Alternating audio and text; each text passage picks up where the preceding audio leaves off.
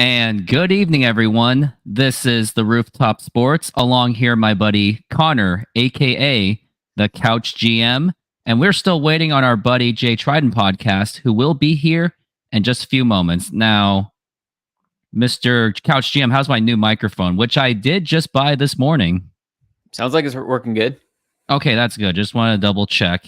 Yeah. Anyways, we've got some things to cover. Hey, Nelson, how's it going? Thank you for joining the show. So some recent things that's happened. We got Mitch Garver, the new offensive bat for the Mariners, Luis Castillo rumors, and James Paxton joining the Mariners. So we'll go over those big three topics for now. And after that, we'll go over current Mariners that could step up and best free agent signing in Mariners history. As when I do these Mariners talk shows, I do at least bring in some kind of nostalgia in there, since that is, other than live shows, that is also the bulk of my channel. Hey, Chris, how's it going? Thanks for joining. Now, Couch GM, how are you doing, considering it's been a little bit more quiet, but then we're hearing about, is John Stanton dumping more payroll? I'm doing good. I just made that Mitch Garver player profile, so that was interesting to learn more about him, who he is as a person, his story, where he came from. And it's like, when I saw the initial headline of Mitch Garver being signed, it was like, okay, cool, the Mariners did something. And then as you look deeper into it, there's more reason to be optimistic. And there's a ton of pessimism online about what's going on, and that's understandable. But then you got to try to be optimistic when you can. And there's a lot of good underlying numbers with Mitch Garver that give you reason to be optimistic. So, yeah, I mean, I agree with you for sure, because at least Mitch Garver should at least be an upgrade what we had last year, which was Cooper Hummel, Tommy La Stella, Mike Ford. So I do look at it that way. Although, in my opinion, I do think we did kind of replace the Tom Murphy offense. So I'm someone that is a snob that wants a little bit more, since our backup catcher, don't even know his name, Seby Zavala. Seby Zavala, I got that right. Since he is more for the defense and as Cal Raleigh is the primary, but it is still January 2nd, 2024. Even most of the marquee free agents haven't been signed yet, so maybe there is still time to not necessarily hit the panic button as if most of us already have. But we do need the YouTubers like you, especially first times like this. It looks like you're trying to be the Eugenio Suarez of the YouTubers. All right, guys, goodbye, Zondy. Don't forget it. Nice. That never gets old. And also, before we get started, and we're still waiting on our friend Trident, what did you see in that countdown that was kind of tweaked a little bit? I was pulling up some stats, so I didn't notice any differences. Sorry. Oh, well, basically, for Eugenio Suarez and Jared Kelenic, I put in, there was like a John Stanton ghost or something in there to like say, hey, he was part of the reason this happened. And look at the comments we've got here. Some of them are from your people. You got Open Sammy. Thanks for joining. Yes, please. I hope Mitch Garver does stay healthy. That is absolutely what the Mariners need. But hopefully with him just as a DH and not much as a catcher, we'll see. And that's what it all comes down to, is him staying healthy. Because when he is healthy, as the player profile shows, he is one of the better hitters in baseball when he's healthy.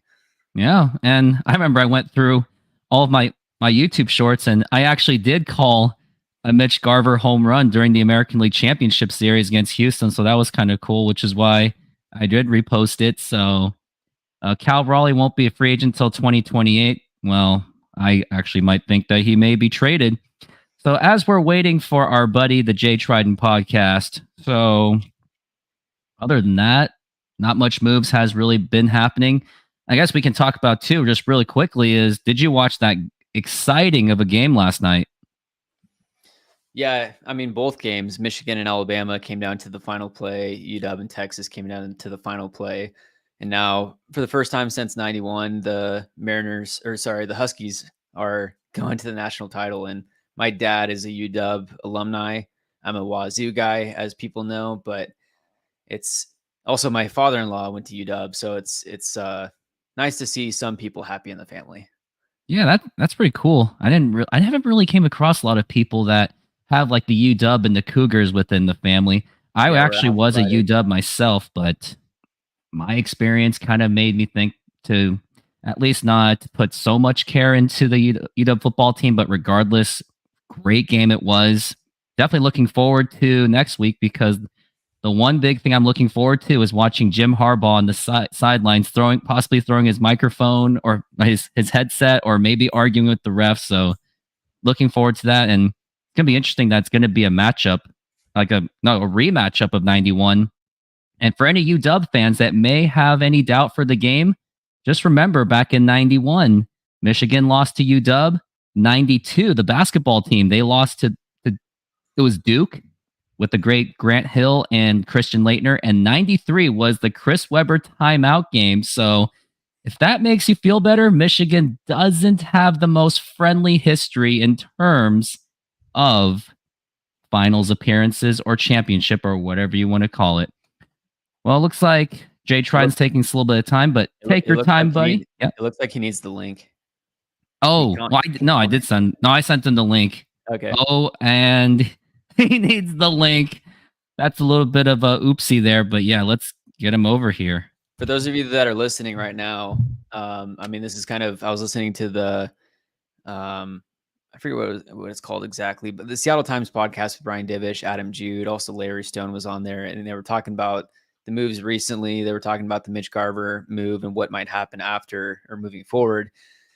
And it's like, think about this Mitch Garver signing if they also had Jared Kelnick and Eugenio Suarez. You know, not even if they re-signed Teoscar, but even if they just had Kelnick starting in the outfield, Julio, and then Canzone is your other outfield guy.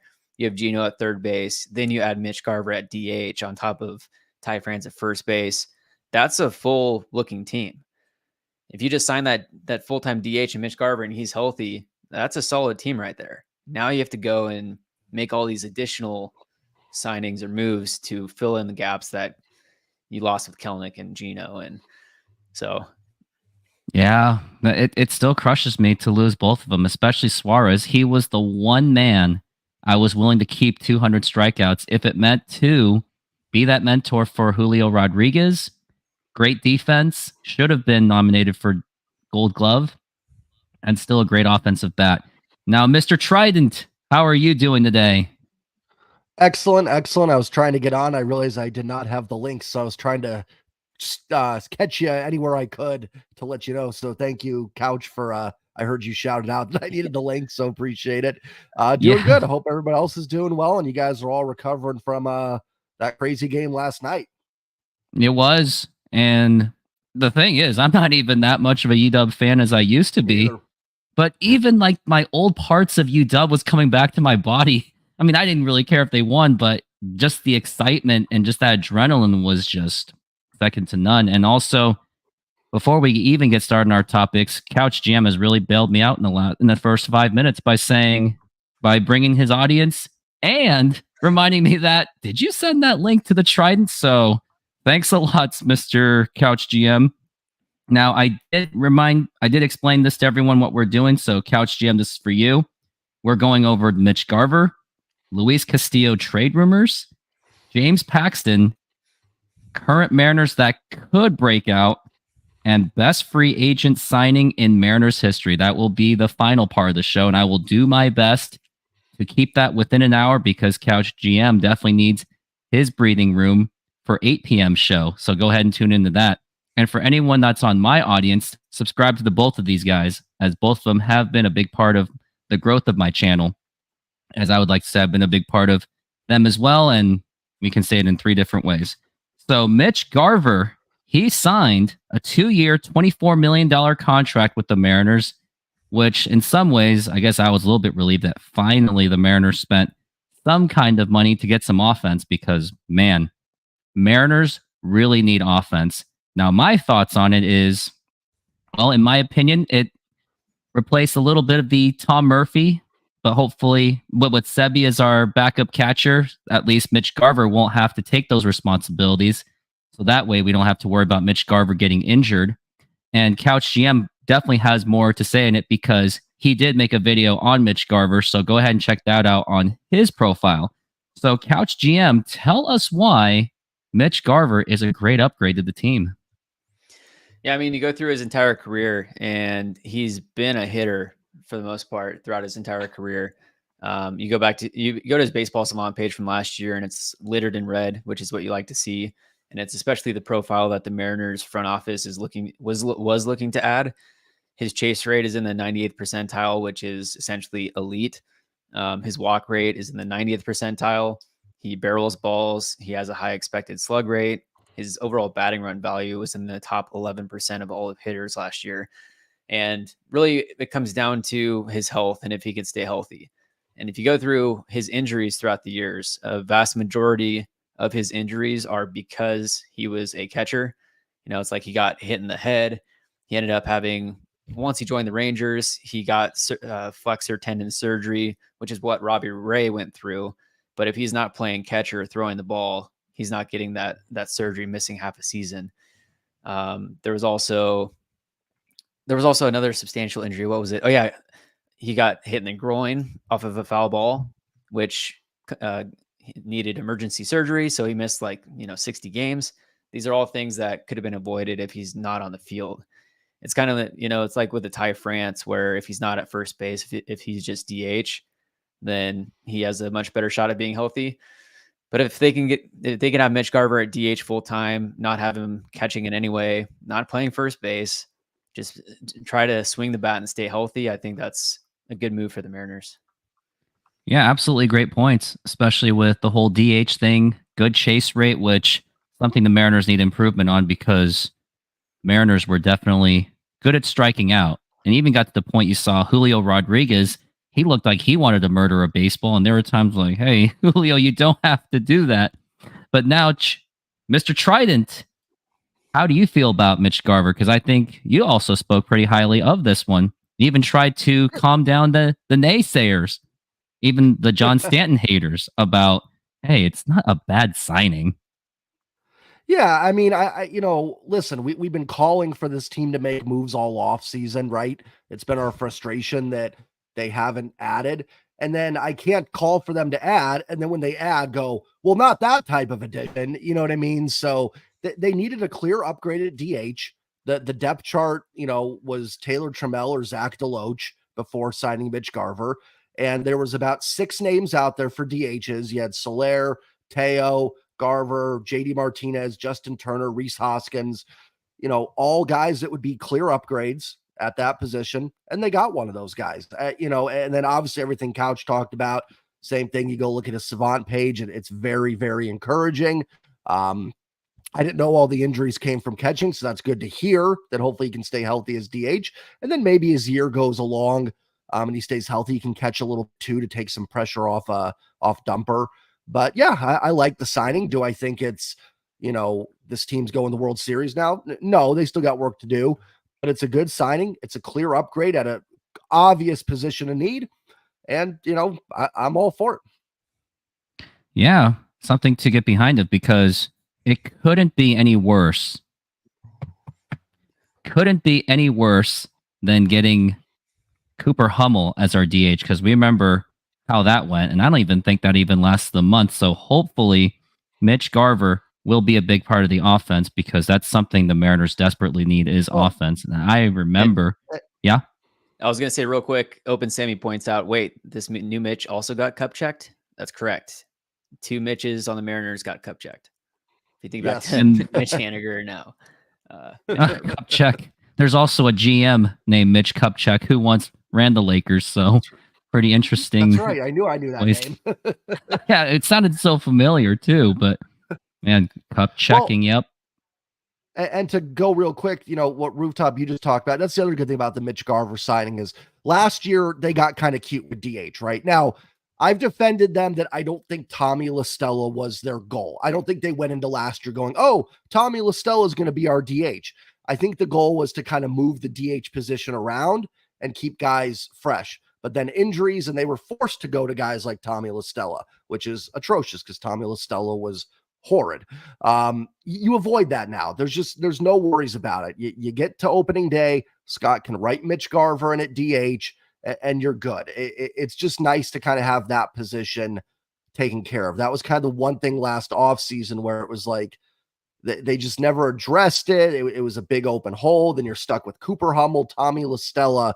and and all that. But now you've got somebody you can just plug in there and hopefully not worry about too much.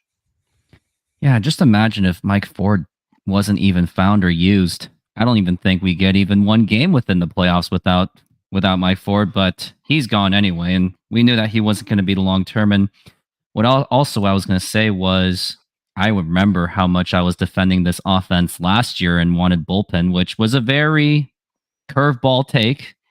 I don't think I was far off, but now this year I'm like, where's our offense? Where's our corner outfielders? Unless Canzone can take off to the next level.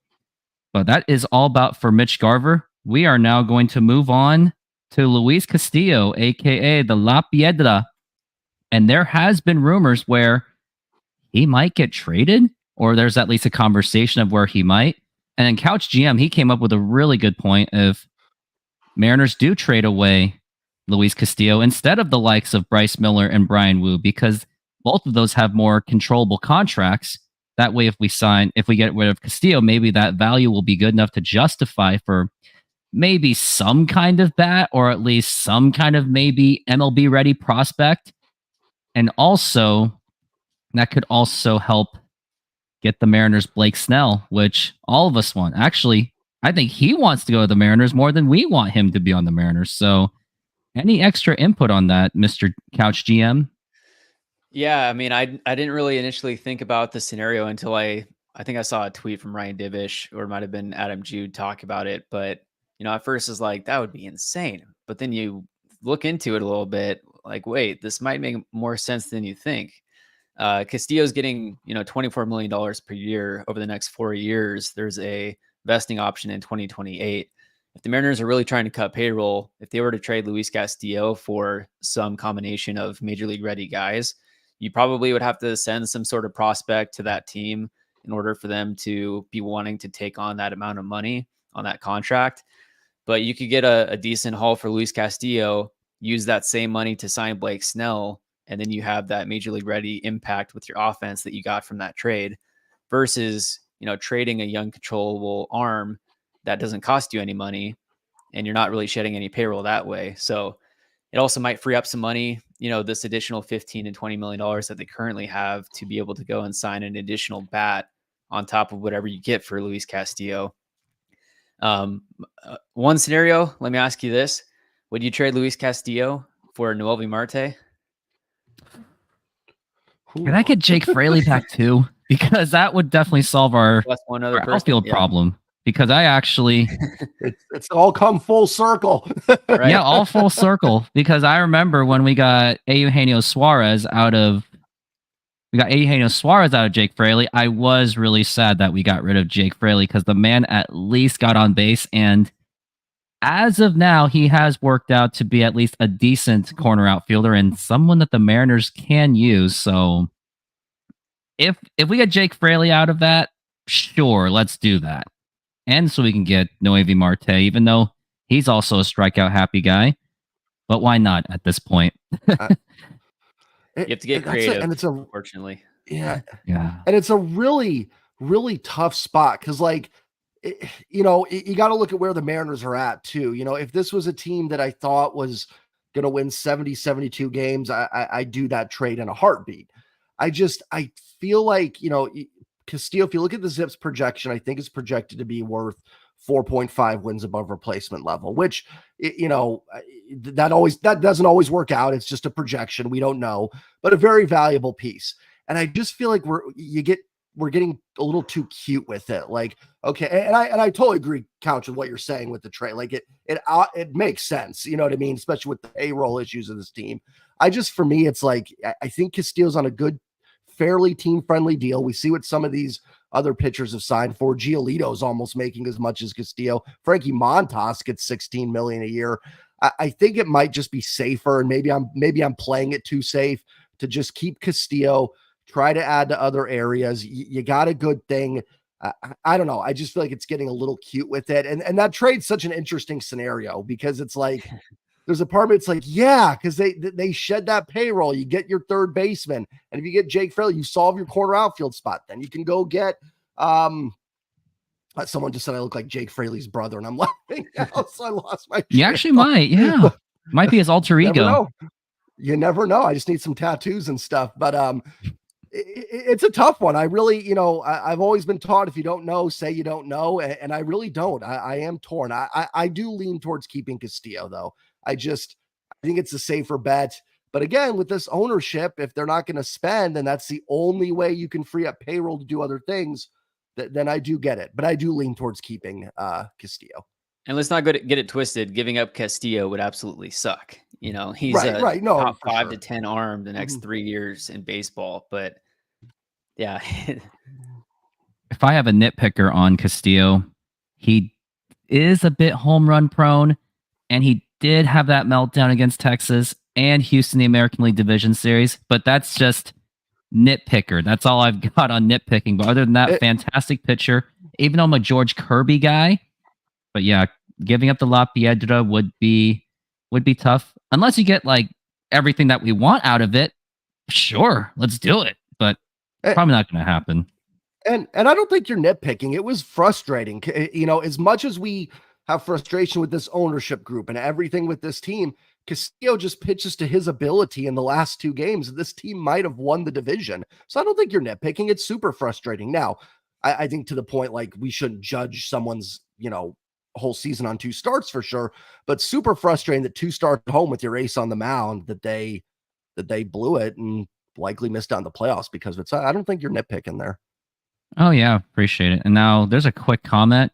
It says Rooftop, biggest Astros Mariners fan.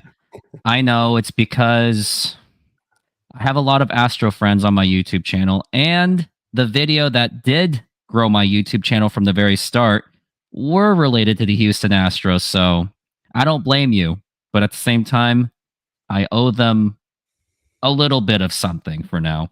One of the videos on my list is to make a video about the downfall of the Astros, because that might be coming sooner than you think with the contracts that are coming up and their farm system and all these things. So we'll see. They're not getting any younger either. Right. And they started kind of showing it. Yeah. And now that Dusty's gone too. Yeah. I guess maybe they'll be the sleeper under contender. So who knows? But now we shall move on after Castillo is done. I think that's all we've got. And now there's a rumor that maybe the Mariners are looking at James Paxton because, correct me if I'm wrong, both of you. Looks like James Paxton was at T-Mobile Park for that hockey game between with the Seattle Kraken. He happened to be in that owner's press box, and maybe a possibility to sign James Paxton, who just came back from a horrible injury that he sustained in 2021, had to skip the 2022 season, pitched a little bit in Boston, was kind of decent, and now there's maybe a possibility that they bring him back. Now, I have a few things on this. As much as he would be a very cheap signing, my concern is that if he doesn't work out again, then you kind of lost all that time in trying to get him ready to go, how you can fit him in the rotation. And I don't know. And the other thing is, too, knowing this ownership, they'll be like, well, James Paxton threw a no-hitter in 2018. That is our move. We don't need Blake Snell anymore. So my thing is, like, if we get Blake Snell, will that excuse the management from getting actual players like the Blake Snells or anything else? So that's my take on it. Couch GM, what do you got on James Paxton? Yeah, I don't know how much actual reality there is in any of those rumors. I'm looking up his baseball savant, and I'm surprised to see that his average fastball in 2023 was still 95 miles an hour. I mean, as you mentioned, when he was at the Mariners, that was some really good times. He was one of my favorite players, the Big Maple. I don't know how realistic it is at a reunion, but maybe a depth piece at some point. But not very reliable at this point. Maybe more of like the Marco Gonzalez role, like your number 5 guy, and just to basically eat time until Robbie Ray gets here, and hopefully he will be healthy by then, because the last thing that we wanted to see was him not even lasting, like, it felt like he lasted like maybe a few pitches, and flick of the switch, good old friend says, anytime the wind blows, Paxton hits the IR, which not completely wrong. And Open Sammy, how much cheap? I would think as cheap as possible. Trident, how do you feel about James Paxton? So I actually have a lot to say about Paxton because I actually made a tweet a couple weeks ago. So that I was on, I wanted the Mariners to pursue James Paxton. I made that a point on Twitter. Some agreement, some pushback. So you'd think I'd be gung ho seeing that rumor yesterday. I have a couple concerns. Well, first of all, the reason I like the idea of signing James Paxton, you have a good rotation, you have a great rotation. Your top three is as good as any rotation in baseball. And you've got a couple guys on the back end that have really good upside, but you look at Bryce Miller, Savant Page, it's not pretty, and Brian Wu has some injury issues as well. So when you're really good at something, you can take flyers, right? Because it's like, hey, if Paxton signs, it doesn't work out, it's probably not going to kill your rotation at all. You're still good. However, with this team's budget and what other pitchers are going for, I mean, if Frankie Montas is getting 16 million, I mean, James Paxton, who did pitch last year, I don't think he'll get 16, but he might get 8, 9 with incentives to get up to 12, 13. And unfortunately, with this team's budget, if they had the Dodgers budget, I'd say, yeah, like bring him in. And if he gets hurt in spring training and can't pitch, so be it, whatever. But for the Mariners, that could be an outfield bat that they need, that they have to have, because this offense just isn't good enough at the moment. So I love the idea of bringing the Big Maple in as just, hey, if you can get 150 innings somehow out of him, Steamer projects him for like almost, I think, 2.5 wins above replacement level for 140 innings. So it would be a great signing. I just, with this team's budget, I don't know if it would make financial sense, unfortunately. It's just, yeah, I don't know if it would make sense. Who knows? Yeah. And man, if only the Mariners, think about it, if the Mariners had that Dodgers budget, or our ideal budget that we would like, Shohei Ohtani's our DH, Eugenio Suarez is still there, Cody Bellinger, Blake Snell is probably on the team, Jared Kelenic is there. If only we could dream. So the Dodgers are kind of a unicorn. I don't know if you guys saw, I think it was a video by Barstool on Instagram. I'll have to send it to you guys, but they did a breakdown of the Dodgers stadium. Apparently it has the largest capacity out of any stadium outside of the Oakland A's, which is obviously empty all the time. But the average amount of fans that the Dodgers have per game, and then you take the average cost of a ticket at a Dodgers game, when you multiply those two numbers together, it's something like $100 million a year, to where the Dodgers are making more in revenue on ticket sales alone that would be able to afford, the salaries of Ohtani and Yamamoto in a year. And so when you look at just the differences in revenues between teams, it's ridiculous. Yeah. Nothing surprises me on that. Sometimes. Especially anything with Los Angeles in it. Right. It's the second it's the second most populated, city in America. So also that another thing to play into was Shohei Ohtani, his fan base from Japanese, they also have the largest Japanese population in America as well. So that also plays a role. And of course, Shohei Ohtani didn't even have to move his home. He didn't have to go anywhere.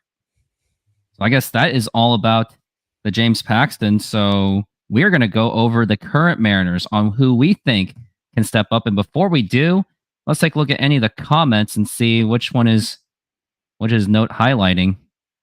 So Kick Dirt, just like Trident said, he believes that Paxton is expected to make something. Oh. Only makes sense if we flip Miller and Wu into impact bats, which is something that we all want. Animal Sanctuary, I think he's our Detroit friend. Shohei Ohtani is overrated and deserves $10 million a year max. Mic drop and walks away like they do in movies. Very nice. At least not, $70 million a year. Well, at least Dodgers don't have to worry about that anytime soon. He says, I hate that Yamamoto is getting more than proven MLB pitchers. Yeah. Big Maple signs. Sadly gets injured quickly in the season, which happened in 2021. Anyone else puts up amazing numbers? Yep, that sounds like the Mariners.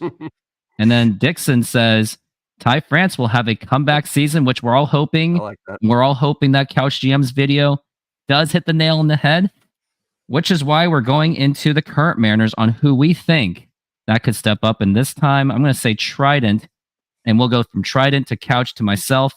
Which current Mariners do we have right now do you expect to take it to the next level? And if that player's name you cannot use, that the next person cannot use the same baseball player. So who do you got, Trident? Who on the team are you most looking forward to take the next step? It's going to sound kind of crazy because he's kind of already there, but I'm going to go with Julio. I think there's still another gear inside Julio. I mean, this guy, ended up third or fourth in the American League and wins above replacement level last year, despite kind of having what we considered a bit of a subpar first half for all intents and purposes.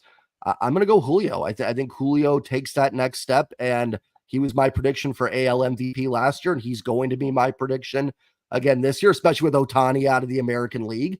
So I'm going to say Julio. I think he can be a 7.5 win player, and I'll go with Julio. I've already said Ty France with one of my videos, but I'm going to say Dominic Canzone. I think he can be a real production guy for the Mariners this next year. You look at all throughout college, all throughout the minor leagues, over 4 seasons in the minor leagues, he's got a 310 batting average and 933 OPS. He's got serious bat to ball skills while also having some serious power, as we saw with his first home run with the Mariners in Seattle against the Orioles, a moonshot. I think he has a chance to be a real contributor next year. Yeah, and I am kind of excited with the whole idea of Dominic Canzone. The most disappointing thing, and I actually did enjoy watching Canzone towards the end of this, well, at least in August, was, did anyone notice that he didn't really get that much playing time as much as we hoped in the last 10 games? Because when we saw those lineups, most of it was like you saw Sam Haggerty, Dylan Moore taking those bats, which I wanted them to be used for pinch running situations. Because I remember that Dodgers game specifically, the second game, Mike Ford, I think he hit an RBI single. But the sad thing was you couldn't pinch hit or pinch run Dylan Moore or Sam Haggerty because they were already used. So maybe had the guy been up first, maybe anyone could have just circled around with that speed. But you had poor Mike Ford, big guy with those big hitting muscles, but no speed to go home with that. But yeah, anyways, yeah, 350, the F1 350 or F350. But yeah, Dominic Canzone it is a curious case on see if he would make that next step, and I would hope so because the man's 25, so he's got to figure it out at some point. And if the Mariners aren't going to really add anyone, then sure, you might as well try to see if he can work out. And hopefully maybe Cade Marlowe can take the next step, which I don't think anyone expects. So hopefully the Mariners do add the outfield. And now, Trident, you said Julio, you said Canzone. If I have a player that I'm hoping that takes it to the next level, I'm hoping that it would be George Kirby. Now, I would say Ty France, but we already know about the whole Ty France thing. He did the same thing that JP Crawford did. And someone said, and it was a really good point in somewhere in the video or somewhere in the chat, but it was Steven that says, if you're a Ty France, it is unacceptable for Crawford to hit more home runs than you, which did happen. So hopefully with that training that he does, hopefully he can at least somewhat out home run the JP Crawford. But the pitcher that I'm looking forward to, and I'm always looking forward to, is George Kirby because of that upside that he has.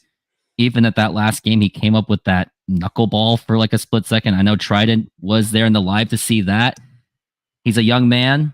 He's very competitive. Hopefully, he did learn his lesson from that slight media nightmare that he had when he's like, oh, I didn't really want to pitch above 7 innings, to be honest. I was tired. And that was to the point where Roger Clemens chewed him out. So hopefully he learned his lesson there and that he will just go out and compete. And plus, we have a manager that will no problem manage your pitching load anyway, since he does like to play with the numbers and try to not go above 100. So I'm still a little bit surprised he even thought of that, but I do think that he should take it to the next step to be the ace if Castillo is not for any reason.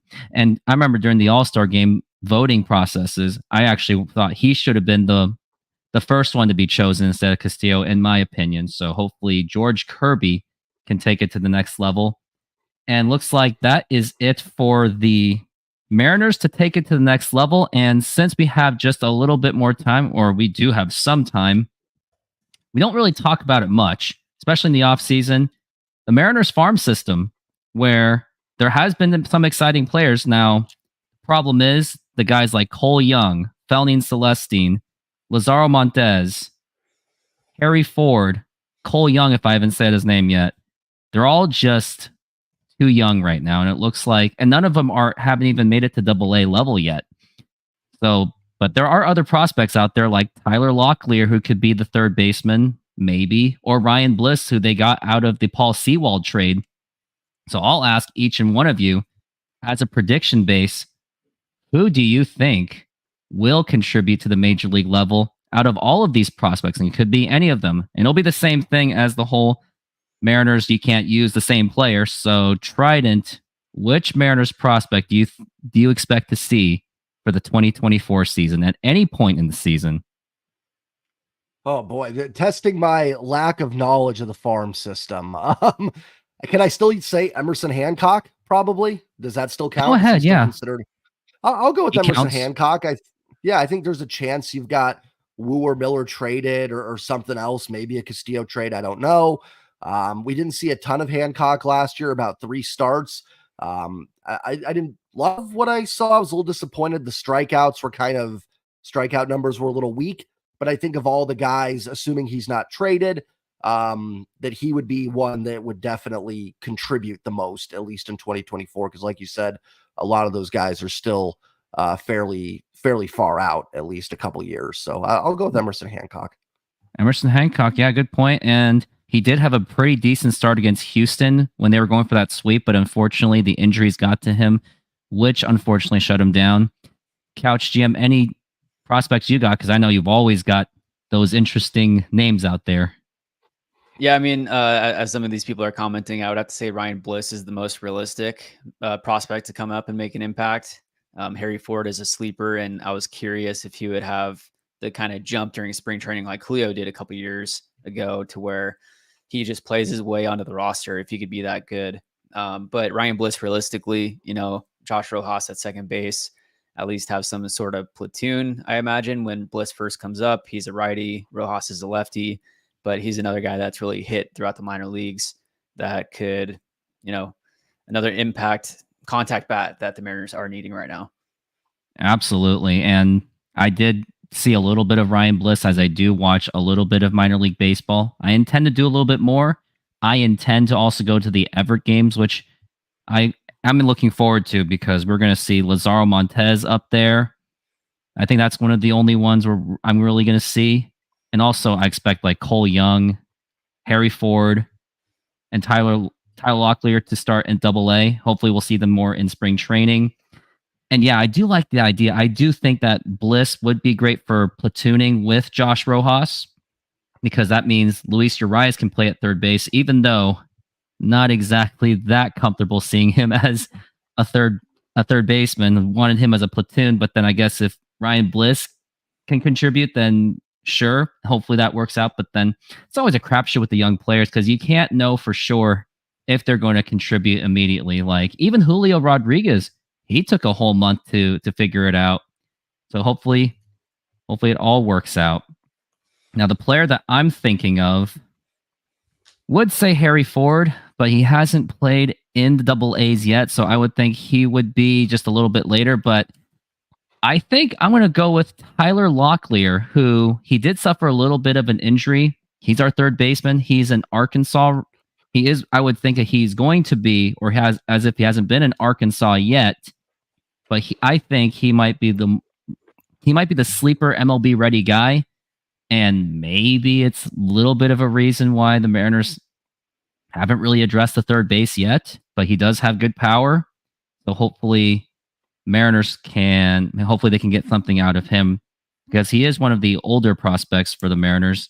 So hopefully he'll get an opportunity, as if Jerry Dipoto does continue to build the farm system, which for the most part has done pretty well, with the exception of just Evan White didn't work out. And I think Evan White's the one that stuck out that unfortunately didn't work out, and Kyle Lewis. And boy, it's sad to see where Kyle Lewis is at now, because just now it's 4 years ago. He was Rookie of the Year. Crazy to think that Kyle Lewis being on the Mariners was 2 to 4 years ago, and 4 years ago when he was actually a contributor.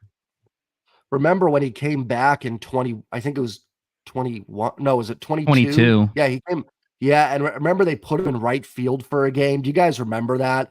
And him going after a ball in right field, it was hard to watch. His injuries just limited him so much. I mean, it looked like an old man out there in right field trying to run down. I don't mean that disrespectfully, but it was rough when he came back. And unfortunately, the injuries have just caught up. It's such a shame, too. Seems like a great guy, rooting for him. Would have been great to have him succeed here. Same with Evan White. But yeah, I remember when Lewis came back in 22 and just seeing him in right field, I was like, oh my, I was blown away seeing him try to run out a fly ball. It was just tough to look at. I have flashbacks to Kyle Lewis hitting that no doubt home run off of Verlander's fastball to start the game back in 2020. That's right. That was they 4 home runs off Verlander. Julio, Trammell, I think Ty and Lewis. That was kind of the turnaround that year a little bit. That was kind of the start of when they got going. Good Crazy times. To think that now 22 just feels so nostalgic now, considering how this team has transformed into. And the one thing I do remember about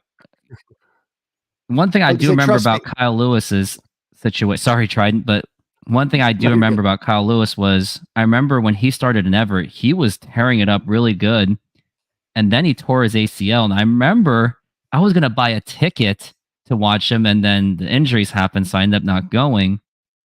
But when that happened, I was thinking, oh, great. It's kind of hard to come back from a torn ACL, especially like that. So I was nervous about him the entire time, and unfortunately, my concerns unfortunately became true. Now, it looks like we've got 18 minutes left on the show, and I appreciate everyone, especially all of Couch GM's audience, coming in to contribute to the show, and some of them making jokes about me, too, that I'm this closet Astros fan or anything like that. But one comment that sticks out, it's the Trident of Mariners content creators. You guys are awesome. We do appreciate that, and thank you. We definitely want to make this the long-term thing of the future, because nothing better than making a career out of talking about something we love to do. But for all 3 of us, we are still grinding, and we're going to do as much as we can. And now the last part, the part I'm looking forward to, is best free agent signing in Mariners history. As much as the negativity has been going on about Mariners offseason, I want to talk about any of the good moves that the Mariners made in free agency. Now it's simple. Who did the Mariners sign? Did it work out? Did they pay a lot of money? Did they go cheap? Maybe I would like to see if there were any big free agent signings out of the 2 of you or the 3 of us, if any of them were big signings for long term, and if any of them did work out. Now, I will go first. Now, before we get started, flick of the switch says Mark Whitten. Actually, Mark Whitten was through trade in 1996 in early August to fill that void for left field, because Mariners traded away Darren Bragg, who was their starting left fielder, for Jamie Moyer. So the Mariners swung around and made a trade for Mark Whitten, who hit 12 home runs in just the last 2 months of the season, and the Mariners didn't even bring him back because cheapness. Now, the player that I think about the most when it comes to the best free agent signing in Mariners history, it is Brett Boone. He signed on a 1-year, $3 million, and I called this move the Moneyball before Moneyball, because that was when Alex Rodriguez had just departed from the Mariners, and who was going to fill that void? Who was going to fill 41 home runs and 132 RBIs, batting .316 with an insane on-base percentage? Fortunately, the Mariners got, hate to say it, insanely lucky with the production of Brett Boone, and some would say steroids, some would say it was good luck or whatever it was, but put that aside, he was a huge part of that 2001 season, and at that time, it did make the Mariners ownership look like geniuses that they only spent a huge fraction of A-Rod's kind of contract to get almost the same production, and he turned out to be the second baseman from 2001 all the way to 2005. So I think that will go down as, in my opinion, that's the best free agent signing the Mariners have ever done. Trident, who's your man? I gotta say, the chat has mentioned a lot of really good ones. And I feel like this is just kind of an easiest, obvious answer. Some of them are making me laugh too. But I'm gonna go Ichiro, if that counts. But Counts. I He mean, was free agent. Hall of Famer, just the ultimate professional. My favorite player from that era. Such a shame after 2001 that he got stuck on so many bad Mariners teams, because man, did he deserve to play in the playoffs, him and Felix both. But yeah, I'm going to go with Ichiro. I don't know if it was the best signing that the Mariners have done, but one of the biggest like wow moves for me was Robinson Cano to that 10-year contract after he was playing for the Yankees. You know, a guy that you just didn't expect to come play for the Mariners, really. And then just looking back at those rosters from 2014 to 2018, those were the good days. You know, we were talking about Paxton, Mitch Haniger. My first Mariners jersey that I bought myself was a Mitch Haniger jersey in 2017 when we first traded for him. So, I mean, just looking at those rosters, Nelson Cruz, of course. Yeah, I'd say Robinson Cano, just that impact type move. It really did, because it did attract the likes of Nelson Cruz. And unfortunately, the only disappointing part of getting Robinson Cano in 2014 was Robinson Cano was actually begging the Mariners to get Nelson Cruz before he got picked up by the Orioles. And I remember it was like, I think it was Seattle Times, Danny O'Neill, or there was someone in that Seattle media that was like, hey, Robinson, you don't tell the team what to do. And I remember there was a fan that was trying to call out ownership, and he got hung up immediately. And I was like, dang, quite the censoring. But yeah, as much as, I mean, unfortunately, it turned out that Robinson Cano did get in a lot of trouble with that suspension of the PEDs. But aside from that, I still would do that move 100 more times. Only thing I would have done differently was just get that team to the World Series, because it is quite tragic that Robinson Cano, Nelson Cruz, Kyle Seager, Felix Hernandez, and all those guys, they still didn't get to even see a wild card round. And that 2014 season was actually just that face that you look on Felix Hernandez. It said it all, that he really wanted to compete in the playoffs and didn't get to see it. Now that we've covered I would say, to Couch's point with Cano, I just remember he was going back to the Yankees. There wasn't even like a debate. It was the Yankees. I don't even remember there being teams rumored with Cano. It was just, yeah, Yankees are going to resign him. Then I remember waking up one day and checking my phone and just seeing that Robinson Cano signed with the Mariners. And I had to double check 20 accounts to make sure. I'm like, there's no way we just signed Robinson Cano. So that was just definitely probably the most right. That was the most holy, you know what, signing, free agent signing that the Mariners had. And for the most part, it worked out. And when he faded, they got a great haul for him. They did. They got Jared Kelnick out of it, and even Justin Dunn, who turned into Eugenio Suarez. And again, so Robinson Cano was a huge part of not only 2014 to 2018, but he was a huge part of the rebuild, or maybe you can call it the reload. And now to think of it, I actually have a video of myself reacting to Robinson Cano, and I'm actually going to dig through my computer if I can find that. I'm just going to post on YouTube. And this was off of my old Samsung phone, or maybe it was a Samsung phone, where I was just screaming and singing. I put Jingle Bells and Robinson Cano in the same song, however. So hopefully I can find it so I can post it just to see how I did it back then. But before we get into the ending of the show, which is getting pretty close, let's take a look at the other names that they put out. They put out Slam Tana. I think that's Carlos Santana, probably. That was by trade, though.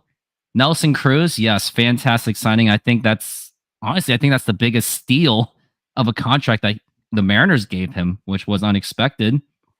Tommy La Stella will never be forgotten. It was negatively impressive. That's a great comment right there. Let's not forget John Olerud. Great call. Great one. John Olerud, great first baseman. He was he became the best first baseman since Tino Martinez, unless you want to name Paul Sorrento or David Segui, the man who took Lou Pinella's seat on the bus in that commercial and had to give the Moose a bath as punishment by Jay Buhner. Luis Soho was actually, that was a sneaky good signing because that was after the Mariners traded away Omar Vizquel. Man, we could have had Omar Vizquel and Alex Rodriguez on the same team, but at least Luis Soho did do the everybody scores of 95. Adrian Beltre, yep, that was a great signing. I would still keep doing it. People like to say it was bad just because the Mariners were bad, but in actuality, he was a great signing. Jay Buhner, hate to say it to you, he was actually a trade through Ken Phelps, which became famous through Seinfeld with the whole, what the heck did you trade Jay Buhner for? He hit 30 home runs and like 100-something RBIs. You had no idea what you're doing, which he said during the 96 season, but then the Yankees won a World Series, so I'm sure he forgave him for that. But imagine Mariners could have had Boone and Rodriguez. Yeah. Norm Charlton he was actually a signing in 95 in that mid-off season when he was cut by the Reds. Yes, Carlos Silva. Fantastic signing. He helped the Mariners get all the way to the number 2 overall pick to get Dustin Ackley. Great signing. The only Mariners jersey I have is the 2023 All-Star jerseys. Oh, that's nice. Yep, we were all stoked for Cano. And these comments just keep on coming. Trying to think of anything else. Olerud was Ohtani in college. Oh, yep. Kazuhiro Sasaki. Great. Remember the Thang, the splitter. And I think that's hit in Washington State. Yeah, he did. Cougar, along with the Couch GM. But that is actually everything that we went through. And let's do another quick one. Trident, how do you feel about Mariners going into 2024? And do you think maybe they'll make some kind of move going into 24? And actually, let's even do this. Let's do a prediction. If this team stood now, where would it be? I think, I think they're going to make more moves. I think at the very minimum, I think they'll get a platoon partner for Dom Canzone in the outfield. I do expect them to make some kind of trade, whether that's Kepler, Polanco in Minnesota. Maybe they're still involved for Paredes in Tampa. Maybe there's something with Wu Miller because I don't know who it'll be, but I do expect them to make a trade and probably one other very low signing. Like I could see them getting a Robbie Grossman, platooning him with Canzone, something like that. I think this team can compete. I do. I haven't loved this offseason necessarily. It's been kind of a couple steps back to take a step forward here and there, but I love the core of this team. I think Castillo, Kirby, Gilbert, Julio, Cal, JP, if Ty can bounce back, you got Mitch Garver at DH. I think this team can compete. Zips had them projected to be at 87.5 wins. That was before Mitch Garver. So you're probably at, if you go off their system, 88.5 now, maybe. I think it's probably a little lower just looking at the roster right now, but it's possible. And if Houston kind of takes a step back, Texas probably overperformed a little bit last year. I don't know. They got a lot of in the first half of the year. I think they were OPSing like 1,000 with runners in scoring positions. So that's probably going to drop off a little bit. And the Mariners last year, remember their record in 1-run games and extra inning games is very poor. So they can kind of get that back to 500 and make a couple moves. I think this team can absolutely compete for a playoff spot. So we'll see. But yeah, that's kind of where I'm at.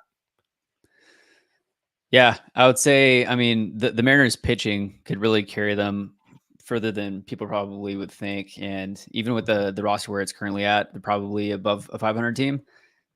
Like you just described, the top 5 of the lineup, JP, Julio, probably Mitch Garver 3, Cal Raleigh 4, Ty France 5. And then if Canzone has a coming out party this year at 6, it's really those bottom 3 spots are the ones that you're needing to figure out how to work around now. So the Mariners, obviously aren't done. They're probably going to get 1, maybe 2 bats. We'll see, Dipoto will always make the move that you don't see coming. All these moves that we're talking about, it's going to be something out of left field. Like, oh my gosh, I didn't even think about that one. But it's always something that will get us excited again at some point before the offseason. That's my take. Those are good points. Makes me remember, like, everyone remember how that Eugenio Suarez and Jesse Winker trade happened? That happened, like, literally at the crack of spring training. So you never know if if Jerry DiPoto does swing a magic and, of course, get this team excited, which you're not wrong. Maybe they will find some way to get this team rehyped for whatever silly reason. Who knows? But as of for me, starting pitching's great.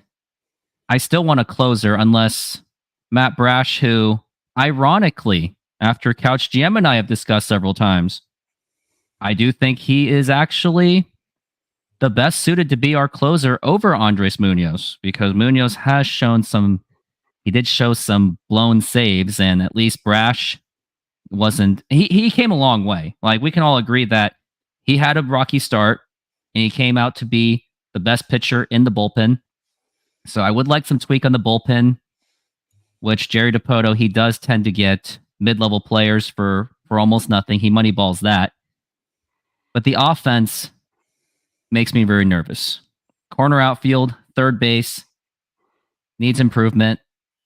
And as of now, if the team stays like this, I'm expecting to be best case scenario, like an 85 win team. Worst case, like if it gets really, really bad, 75. And I know that's a huge burning take, but the team has to improve, and you have to improve. You have to depend on like Julio going out, Ty France breaking out, JP Crawford still maintaining, and everyone else taking it to the next level. So it's gonna be rough. But even if whether the Mariners are good or bad, the one thing I'm looking forward to is, because Root Sports is now part of that premium package for Xfinity or Fubo, I am looking forward, especially all three of us, if we're going to do play-by-plays in the future, which Trident and I do together. There will be an opportunity for Mariners fans to experience a voice of Seattle Mariners baseball. Just like Trident, he experienced my voice for the Huskies game. So that's the one thing I do look forward to. If there's anything positive to look forward to, is opportunities for me as a content creator and everyone else to step in and do the play-by-play on our own.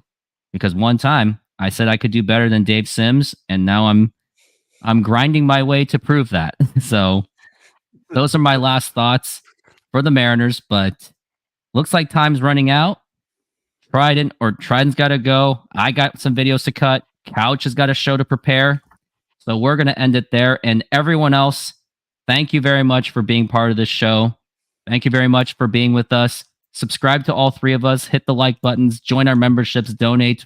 Do what you got to do to support us. Everyone, have a great night, and go Mariners.